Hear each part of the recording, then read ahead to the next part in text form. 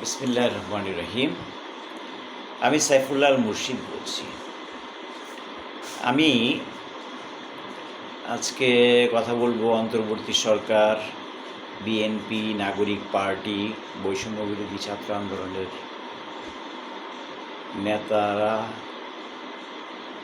আমাদের আইন উপদেষ্টা আসিফ নজরুল, প্লাস দেশের জনগণ সবাই চাচ্ছে ধর্ষক বা ধর্ষণের বিরুদ্ধে শক্ত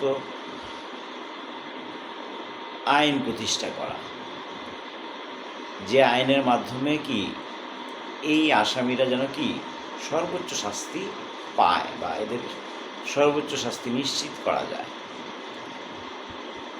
এখন আমি আমার নিজস্ব একটা মতামত দিতে যাচ্ছি। আপনারা দেখেন, ধর্ষণের প্রথম জিনিসটা কি হয়, পুলিশে এফআইআর লিখে।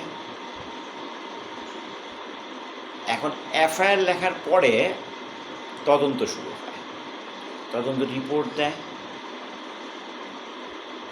এই রিপোর্ট কোর্টে জমা দেওয়ার পরে জাজরা আবার ওই রিপোর্টের আলোকে কিছু সাক্ষী কল করে। এই যে কতগুলো ধাপ, 3-4টা ধাপ বিচারের, নিম্ন আদালতে বিচারের, তারপরে পরবর্তীতে আবার জজ কোর্ট, হাইকোর্ট, আপিল বিভাগ তো আছেই। মানে বিচারের অনেকগুলো ধাপ আছে। অ্যান্ড এগুলোকে যদি 90 দিনে আনার ব্যবস্থা করা হয় খুব ভালো হয়। এটা 90 দিন না, আপনি 30 দিনে আনেন বা 60 দিনে আনেন বা 90 দিনে আনেন, যাই হোক না কেন, এখানে যদি তদন্ত কর্মকর্তা বা যে রিপোর্ট লিখবে বা যে রায় দিবে, তারা যদি অর্থনৈতিক লোভের আশায়, অর্থনৈতিক লাভের জন্য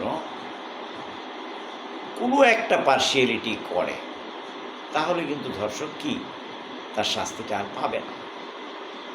তার মানে হচ্ছে, আপনি যতই সংস্কার করেন, যতই আইন করেন, সরকারি কর্মচারীরা যদি ঘুষ খাওয়া বন্ধ না করে, দেশের কোনো আইন হবে না, কার্যকর হবে না। এটা হচ্ছে বাস্তবতা। আজকে আমি খুব ছোট্ট করেই বলবো, এর বাইরে কিছু বলবো না। তাহলে ঘুষের জন্য কি করতে হবে? আমি একটা প্রপোজাল দিছিলাম, যে ব্যক্তি ঘুষ খাবে তার হাতের আঙ্গুলের এক গিরা কেটে নিতে হবে, এবং তাকে অন্য কোনো শাস্তি দেওয়া যাবে না। শুধু এটুকু করে তাকে আবার চাকরিতে জয়েন করতে দেওয়া হবে। তাহলে দেখা যাবে ওই আঙুল কাটা নিয়ে যে সেটা অফিস করবে, আর 10টা লোক দেখবে, আর ঘুষ খাবে না। আমরা যদি 10 থেকে 100 লোকের আঙুল কেটে ফেলতে পারি, সারা বাংলাদেশে ঘুষ 1 টাকাও আর কেউ খাবে না। কারণ বেতন দিয়ে সে চলার চেষ্টা করবে। অনেকে বলে সরকারি বেতন দিয়ে তো মানুষের চলে না। আওয়ামী লীগ সরকার দালালি করতে গিয়া গভর্নমেন্টের যেই বেতন বাড়াইছে, ভাই 3-4 সালে একটা ক্লাস 1 অফিসারের বেতন ছিল 7,500 থেকে 8,000 টাকা, এখন 40,000 টাকা। প্রাইভেটে তখন যাদের 20,000 ছিল, এখন তাদের হয়েছে 22,000।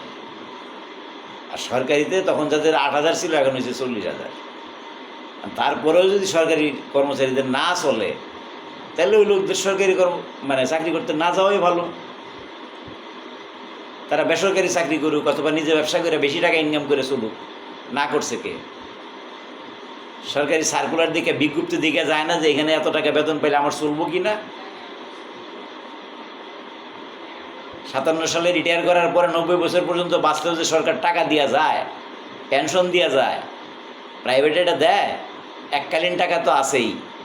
90 বছর 100 বছর পর্যন্ত বাঁচলে যে টাকা দেওয়া যায়, নিজে 70 বছর বাঁচলো, বউ বাঁচলো 90 বছর, বউরও যে পেনশন দেওয়া যায়, এই টাকাটা কি প্রাইভেটে দেয়? এই দিকে সরকারি চাকরির দিকে ঝোঁক। আর ঝোঁকটা যদি ঘুষের দিকে হয়, তাহলে ওই লোকের সরকারি চাকরি নেওয়ার দরকার নাই।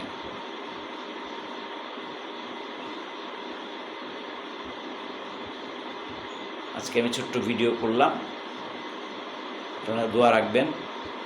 আমার এই আন্দোলন ঘুষের বিরুদ্ধে যেন সফল হয়। খুদা হাফিজ।